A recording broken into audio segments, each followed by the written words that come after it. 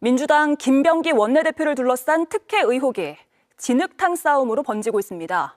김 대표가 의원들 단체 대화방에 송구하다고 사과한 지 하루 만에 오늘은 제보자가 그만둔 보좌진들이었다는 걸 밝히며 이들의 대화방 내용을 공개하기도 했습니다. 보좌진들은 대화 내용이 불법 수집됐다며 법적 조치를 예고했습니다. 정인아 기자가 보도합니다. 적절하진 못했다고 생각합니다. 즉시 반납 조치하겠습니다. 대한항공으로부터 160만 원 상당의 숙박권을 제공받았다는 의혹이 제기된 김병기 민주당 원내대표. 실제로는 하루 30만 원 정도에 불과하다는 해명을 한 뒤 민주당 의원 단체 대화방에 사과 메시지를 올렸습니다. 심력 끼쳐 송구한 마음이라면서도 모두 작년에 면직된 보좌 직원들이 폭로를 주도했다며 악감정에 의한 사적 복수라고 했습니다. 소셜미디어엔 제보자로 추정된다는 전직 보좌진들의 대화 내용도 공개했습니다.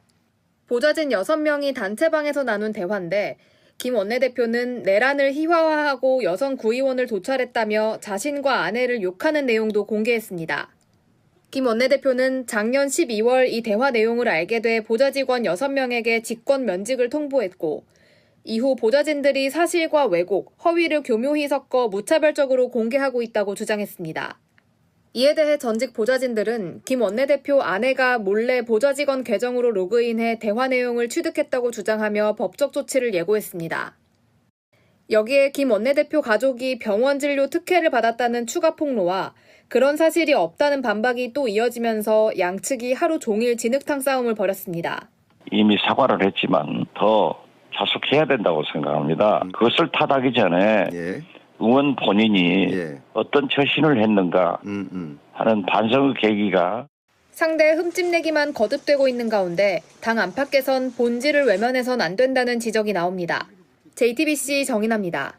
김병기 원내대표가 지금 이 사람들과 논쟁을 하는 것이 맞느냐 하나, 두 번째는 이들의 주장이 맞다 안 맞다라고 하는 것에 대해서 국민적 피로감이 너무 많이 생기는데 이 긴 페이스북을 정당의 원내대표의 그 내용으로 우리가 매일 봐야 되느냐, 뭐 이런 것까지 있으면 참 바라보는 쪽에서는 너무 지금 짜증스럽다 이런 생각이 좀 듭니다. 아니 게다가 지금 문제가 뭐냐면 지금 안 그래도 쿠팡 사태 때문에 모든 국민들이 괴로워하고 있는 이 상황에서 하필이면 여당의 원내대표가 또 그 쿠팡에 자기의 전직 보좌관이 갔는데 그 쿠팡 관계자를 만나가지고 전직 보좌관에 대한 인사를 논의하면서 뭐 잘라라 말라라고 했다는 얘기까지 나오고 지금 계속 그 내용이 이어지고 있다는 거거든요.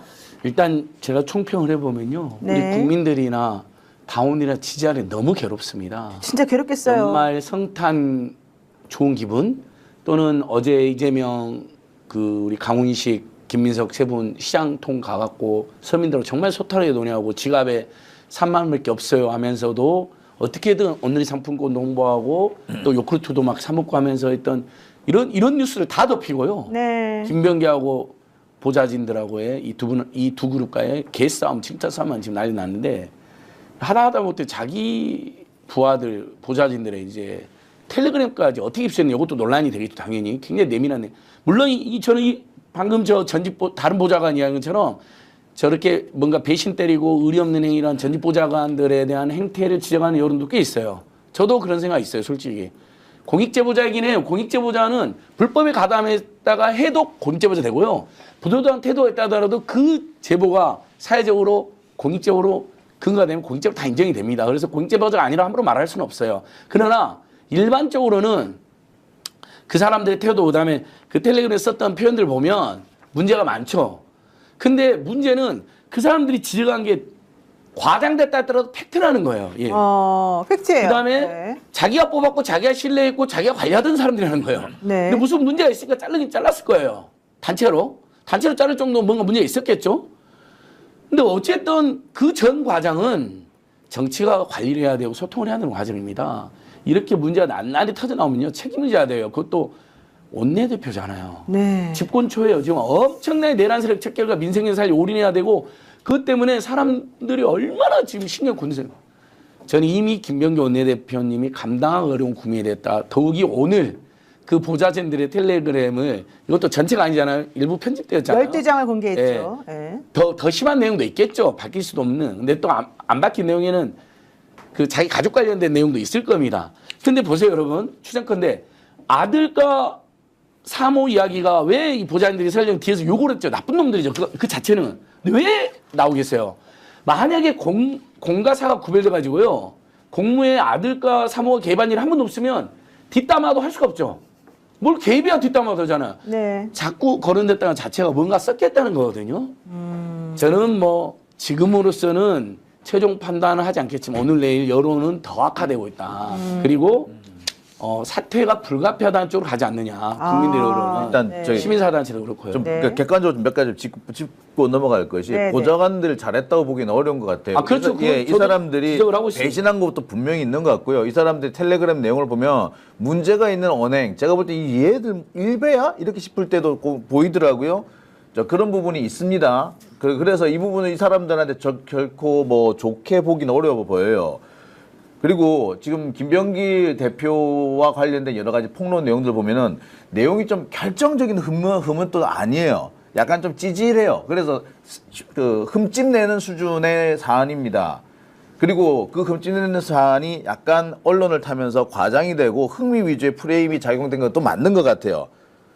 그런 면에서 보자면은 김병기 원내대표 입장에서 억울해 보이는 것도 분명히 있습니다. 그런데 제가 이런 얘기를 들었어요. 만약에 이 일이 다른 사람한테서 다른 의원들한테 벌어졌을 경우 어떻게 했겠느냐. 그 사람에 대해서 사퇴 요구가 안 나왔겠느냐. 저한테는 어떤 분이 그런 얘기 하시더라고요. 제가 이제 김남국 의원하고 좀 가까웠다는 거 아니까 예컨대 김남국이 저런 자리에 있었는데 이런 문제가 터졌다고 한다면 무슨 일이 벌어졌겠느냐. 솔직히 김남국 의원 이번에 문자 본인이 보낸 문자도 아니잖아요. 답 한 번 한 거 가지고 자리를 내놨는데 그거에 비하면 오히려 이 문제 더 큰 문제가 아니냐. 자, 그런데 문제는 더 뭐다? 상황이 누가 보더라도 사퇴 요구가 나올 법한 사안임에도 불구하고 아무도 말을 못하고 있다라는 거예요. 이게 지금 그 민주당 내에서 더 큰 문제다. 그러면서 지금 분위기가 고양이 목에 누가 방울을 걸 것이냐를 두고 지금 서로 눈치를 보고 있는 상황이다. 누가 방울을 거는 그 순간에 그 사람이 김병기의 표적이 될 수도 있어가지고 다들 지금 주저하고 있는 상황이다. 이런 얘기가 돌아요. 억울한데요. 보좌관들 잘한 거 하나도 없죠. 예. 이 사람들이 엄청 잘못한 것도 사실이지. 그러나 그것을 비판할 공간과 영역, 당 원내대표가 이 문제가 발화됐을 때 어떤 태도로 이것을 정리할 것인가는 완전히 다른 문제예요. 김문희 원내대표가 너무나도 초보적으로 지금 이 문제에 대응을 하고 있다. 제가 두 가지 비유할게요. 첫 번째, 물론 이런 일이 아니죠. 국힘의 원내대표가 지금 현재 이런 일이 벌어졌다고 했을 때 민주당은 어떻게 하겠어요? 대통령실에 있는 누군가가 만약 이 문제, 자신이 데리고 있던 보좌 직원들 때문에 생긴 문제가 점입 가경식 싸움이 일어났다라고 했을 때 어떻게 할 거냐? 총리실에 있는 사람이 만약 이런 일을 지금 벌여놓았다라고 했을 때 어떻게 할 거냐? 그러면 거꾸로 질문하는 거죠. 민주당의 기준은 뭐냐고. 국민주권 정부의 기준은 뭐냐고. 그러면 이 보좌관의 행태가 잘못된 것은 제쳐놓고 160만 원이 아니고 30만 원 같으면 그걸 가지고 스위트룸에서 그 다음날 아침 조식 얻어먹어도 되나? 그럼 우리 국민주권 정부 그렇게 하자. 다른 놈 다 필요하면 대한항공이 아니고 아시아나항공 그 다음에 에어부산 다 받아라. 갈라먹자. 이게 되냐고요. 저는 공인으로 높은 자리에 있으면 거기에 맞는 책임도 따르는데 이 문제는 별도로 논의해서 시시비비를 가려야 하겠죠. 그러나 이것을 대응하는 방식이 이게 말이 되냐고. 어떻게 남한테 욕을 하고 이재명 정부에 어떻게 이걸 가져가서 30만 원 되고 160만 원 안 되고 이야기를 할 거냐고요. 나는 이것으로 지금 이재명 정부의 도덕지수, 집권여당 민주당의 도덕지수는 30만 원짜리는 처먹자! 라고 하는 거 똑같은 거예요. 왜 이래요 정말로. 그러니까요. 사실은 그 부분이 가장 큰 문제이고 또 지지했던 많은 국민들도 그 부분을 매우 속상해하고 있는 것 같습니다. 자, 그리고 윤석열이가 계엄 당시 체포 명단이 적혀 있는 홍장원 차장의 메모, 예. 그 신뢰를 떨어뜨리기 위해서 정말 굉장히 많이 노력했잖아요. 네. 가진 방법을 다 썼습니다. 그런데 내가 그럴 때마다 이거 아무 의미 없는 짓이라고 수차례 이야기하지 않았습니까? 왜냐? 그래, 홍장원 차장 메모장은 다 거짓말이라고 쳐. 그러더라도 여인형이 휴대전화 메모장에 똑같이 맞아요. 나와 있어. 예. 그리고 조지호 경찰청장이 똑같이 진술을 했단 말이야. 빼박이야 이거는. 그러니까 의미가 없다고 수차례 얘기했는데 네. 이번에 요거는 이제 마지막 종결 짚고 가겠습니다. 조지호 경찰청장이 법정에 나와서 체포 명단에 대해서 또다시 명확하게 이야기를 합니다. 네. 그 부분 영상으로 보고 오겠습니다. 증인께서는 여인영 사령관이 불러주었다는 정치인 15, 16명 정도 있다고 하셨었는데요.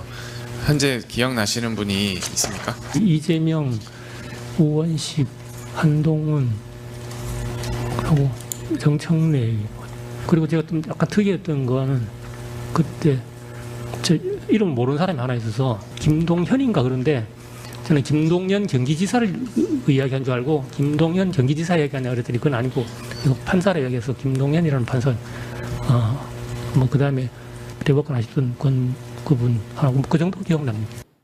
네. 근데 이거 참 볼 때마다 놀라워요. 예. 이재명 대통령 무죄 선고한 판사들 이름을 여기다가 집어넣어놨던 게 이 참 볼 때마다 놀랍습니다. 이거는 뭐 김건희 작품으로 보는 게 타당할 것 같아요. 김건희 작품. 뭐 가능성이 높죠. 아니면 평소에 김건희 피고인이 욕을 많이 했던 걸 옆에서 받아 적었나 이런 생각도 들고. 네. 그 김동연 판사, 권순일 대법관 다 이재명 대통령 관련 재판에서 무죄를 이제 선고했던 분들인데 이런 판사들 이름까지 넣어놓은 걸 보면 내가 판사직을 지금 수행하는 사람이라면 야 이놈들 진짜 이건 나쁜 놈들이구나 해서 그렇죠. 더 엄하게 들여다보고 처벌하고 싶은 마음이 생길 것 같은데 네. 쥐기현이 조이대는 이런 게 안 보이나 봐 또.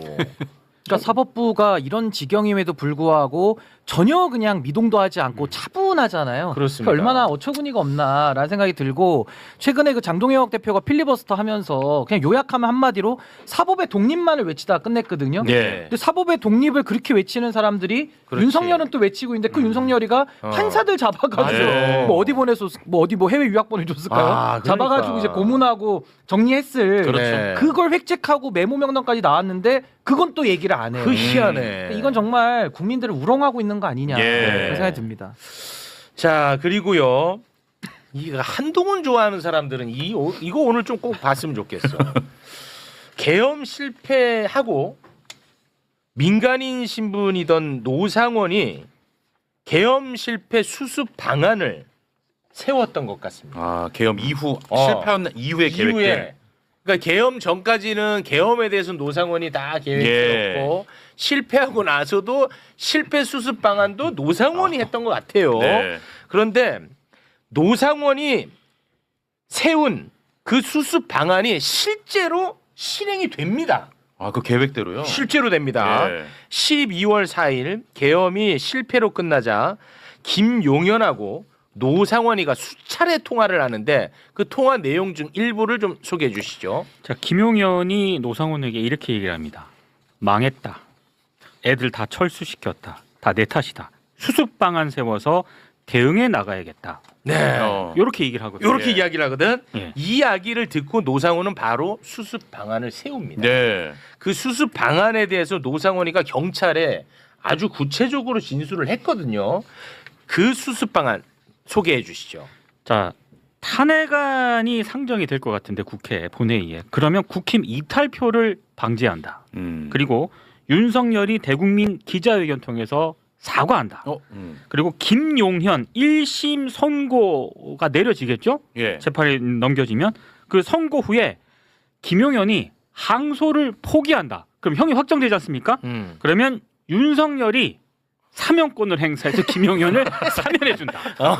여기 이제 계획이었던 거야. 예. 근데 진짜 이대로 됐습니다. 네. 자, 12월 4일 국회에서는 윤석열 탄핵소추안을 발의합니다. 예. 그러자 바로 윤석열이가 이탈표 방지 차원이었나 봐. 한동훈을 대통령실로 불러. 맞아요. 기억나지? 네, 맞아. 테이블에 이렇게 해가지고 이 윤석열 여기 앉고 저기에 정진석이랑 한동훈 여기 앉혀놓은 거 기억나지? 네. 그렇게 만나. 그리고 나서 바로 다음 날 12월 5일 이거 한동훈 지지자들이 꼭 봐야 돼. 한동훈이가 탄핵 무조건 내가 막겠다고 선언합니다. 그 한동훈의 잘난 모습 12월 5일의 한동훈의 모습 함께 보겠습니다. 당 대표로서 이번 탄핵은 준비 없는 혼란으로 인한 국민과 지지자들의 피해를 막기 위해서 통과되지 않도록 노력하겠습니다. 진짜 그렇게 됐네 근데. 근데 뭔 한동훈이 내란을 막어? 탄핵을 막았잖아. 뭐 본인이 다 막은 것처럼 얘기해. 아이고. 이게 네. 아 근데 약간 그 우리 최욱 앵커가 기억에 왜곡이 있어요. 아, 네네. 그러니까 윤석열, 한동훈, 정진석이 셋이 앉아서 이거는 비상계엄 선포 전에 만났을 때 장면이고 비상계엄 선포해서 내란이 실패한 이후에 만났을 12월 때는 4일. 네, 그때는 그 장면이 아니고 비공개로 만났나? 그렇지. 그 장면은 공개가 안 됐어요. 근데 맞아요. 비공개. 그때 아마 야 내가 그냥 조금 시간 여유를 두고 물러날 테니 다음엔 네가 해. 뭐 그래. 라는 취지로 얘기를 들었던 거 아닌가라는 생각이 들어요. 왜냐하면 그리고 12월 7일 탄핵소추가 부결되잖아요. 국회에서. 네. 그리고 바로 그 다음날 12월 8일 날 기억하시겠습니다만 한동훈 당시 당대표하고 당시 한덕수 총리가 국민의힘 당사에서 맞아요. 앞으로 우리 둘이 공동 공동정부. 운영합니다. 이 예. 정부는 그 발표를 한 게 12월 8일 일요일이거든. 그러니까 이거는 그거는 그 전 장면이고 공개된 거. 공개가 된 게 없군요. 그렇죠. 비상계엄 이후에 만났을 때는 아마 분위기가 좋았을 거예요. 그러니까 저런 얘기가 나왔죠. 그거는 제가 조금 헷갈렸던 것 같습니다. 그건 바로 잡고 갑니다. 그래야 또 나중에 뭐 안 날라오지. 또 날라올 뻔. 왜 매일 오프닝 때 사과하는 줄 알겠다고. 죄송합니다. 뭐 그렇게 뭐 큰. 아무튼 바로 잡았으니까 바로 잡. 그 만난 거는 이제 공개가 안 됐던 그렇죠. 것 같네. 저보고 귓방망이 바로 때리라. 본인이 그런 거잖아요. 그렇지. 만약에 근데 그때 만났을 때 이렇게 만났으면 어떡할 거야? 봤어? 실제. 봤어? 아직도 반성의 기미가 안 보인다. 죄송합니다. 네. 한 대 더. 죄송합니다. 네. 아무튼 한동훈이가 탄핵 막은 거. 요게 본질이야. 그게 본질이죠. 한동훈이가 탄핵 막았어. 그러니까 다시 말해 노상원의 계획대로 갑니다. 이탈표 방지됐죠. 자, 그다음에 윤석열이가 대국민 기자회견을 할 거라고 했죠. 12월 했잖아. 7일 실제로 윤석열이가 대국민 담화를 발표합니다. 함께 보시죠. 존경하는 국민 여러분, 저는 12월 3일 밤 11시를 기해 비상계엄을 선포했습니다. 매우 송구스럽게 생각하며 많이 놀라셨을 국민 여러분께 진심으로 사과드립니다. 실제로 했어.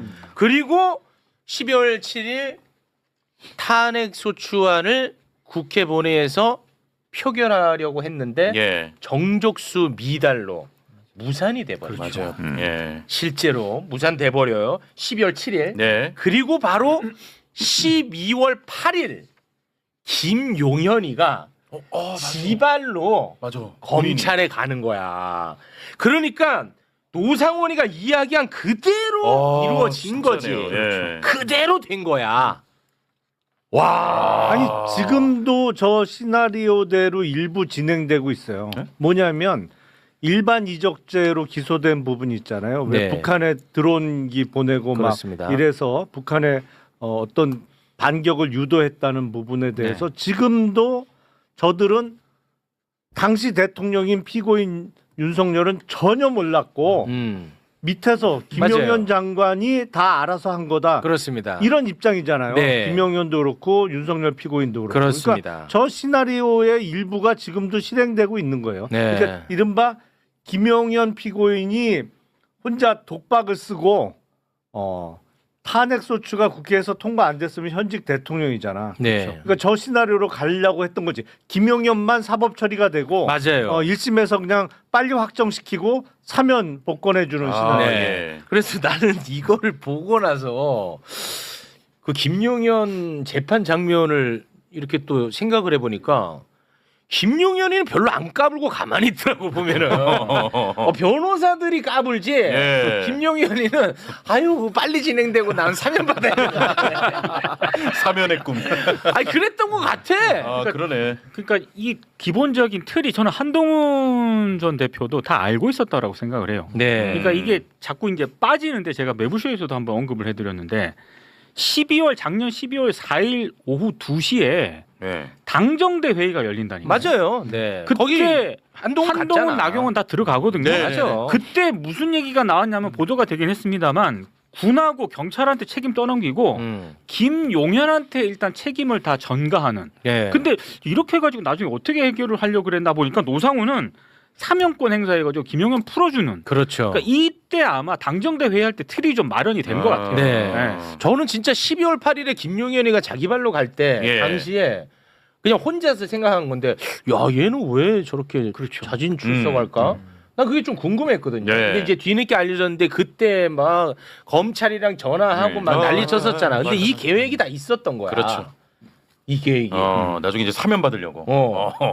와 진짜 근데 이 상황에서 그러니까 이제 노상원의 어떤 위상이랄까요? 네. 역할이랄까요? 이런 부분들이 다시 한번 좀 조명되는 부분이 있는 것 같고 맞습니다. 그러다 보니까 노상원 수첩에 대한 실체와 진실 규명이 그게 제일 중요해요. 사실 매우 중요하겠다는 생각을 다시 한번 하게 되는 그렇습니다. 그런 상황인 것 같습니다. 근데 그 노상훈 수첩, 그러니까 노상훈 수첩 수사는 이제 국방부 특수본으로 넘겨서 수사를 한다고 합니다. 네, 그런데 이제 뭐 2차 특검이 되면은 이제 특검이 갖고 가겠죠. 근데 지금 이제 한동훈 전 대표가 길을 많이 잃었잖아요. 그게 이제 본인은 국민들이 다 잊어버리고 모를 거라고 생각하는데 12월 3일 밤부터 12월 14일 탄핵이 가결되는 그 전까지 한 열흘 동안 한동훈 대표가 입장을 거의 호떡 뒤집는 수준으로 계속 바꿔왔어요. 네. 그러니까 그 과정에서 지금 노상원이 실패 계획, 플랜 B까지 계획을 하고 한동훈도 그 과정에서 함께 하다가 이제 탄핵은 못 막겠다면서 한동훈이 이탈을 하니까 그 악감정이 지금까지 오는 거거든요. 그렇습니다. 그러니까 국민들이 한동훈 대표를 신뢰할 수 없는 이유가 바로 여기에 있다. 아니, 탄핵을 못 막겠다라기보단 제 생각으로는 가장 결정적인 이유가